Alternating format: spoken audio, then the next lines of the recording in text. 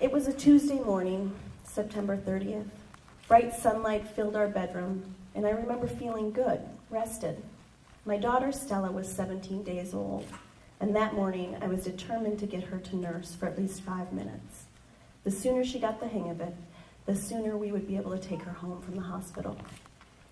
I was slipping on my sweater when the phone rang. Hello? It was Donnie, and as soon as I heard his voice, "Hi, hun," I knew something was wrong. "Don't panic," he said, but something happened. Donnie always called the NICU on his way to work to see how Stella's night went. Something happened meant something happened to our daughter. "What?" I said. The phone, which was old, crackled at the sound of my voice.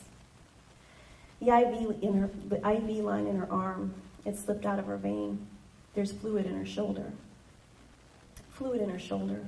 That didn't sound so bad. Weren't our bodies 98% water? What was a little more? "She has a blood infection," Donnie said. A blood infection.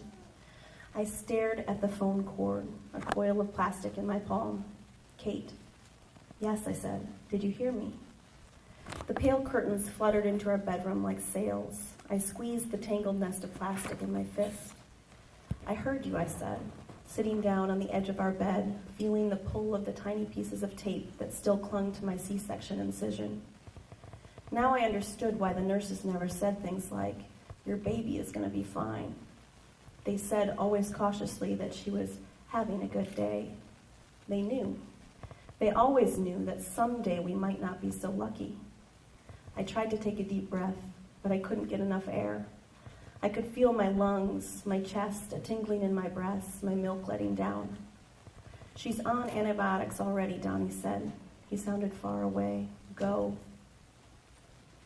When I got to the NICU, there was an IV jutting from Stella's head, taped to a dark swirl of her hair. She was naked except for a tiny diaper.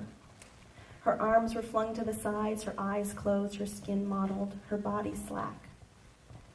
My own body pulsed as I opened the armhole of her isolette and tickled her palm with my fingernail. She didn't move. I willed her to grip my finger to close her tiny hand around my pinky, but nothing happened.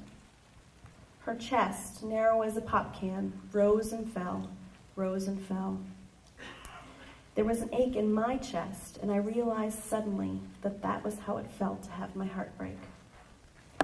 I thought I had protected myself, hid my heart carefully away, but without meaning to, I had begun to imagine the day I would be able to lean down and kiss the crescents of Stella's closed eyes.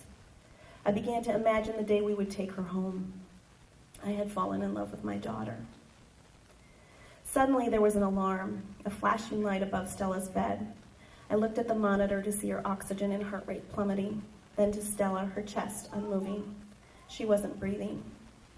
I spun on my stool, my heart pounding behind my eyes and my neck, my wrists. The alarm blared above us. Where was the nurse? I shook Stella's limp hand and stood up, ready to shake the breath into her. But then the nurse was there, rubbing Stella's tummy, rubbing the bottoms of her feet, everything in slow motion. "Breathe, baby," I willed her. "You have to breathe." Finally, my daughter's ribs stuttered to life again, up and down, up and down. The nurse stepped away. "Apnea and bradycardia are common with sepsis," she said, so calm, so steady. "She's okay." I shook my head. "She's not okay. This is not okay." I rested my forehead on the wall of Stella's isolette and again touched my finger to her palm, which was hot and dry, her skin sloughing off as if she'd had a bad sunburn.